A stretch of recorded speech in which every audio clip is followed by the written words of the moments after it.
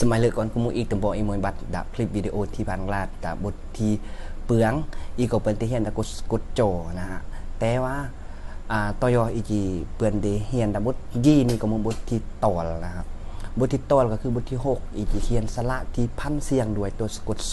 ในค่อนข้างยากหรือว่าความยากเพ่งคือถ้าอีเนื่องเสียงแล้วพยายามสนะที่จะพันกับเสียงตัวกันนี้อีกก็จะมาตีจีแค่เดิมจะเมื่อเอามือแค่ประโยชน์สละไอสละไอสละอีสละอีสละอุยสละอุยสละอุยสละอุยสละอุยสละอุยสละอ้อยสละอ้อยสละเอสละอีสละไอสละเอสละเอ้ยสละเอ้ยสละไอสละเอ้ยสละเอ้ยสละเอ้ยสละอวยสละอวยสละเอ้ยสละเอ้ยเจ้าสำหรับที่อ่านอยู่นี่ก็มือสละที่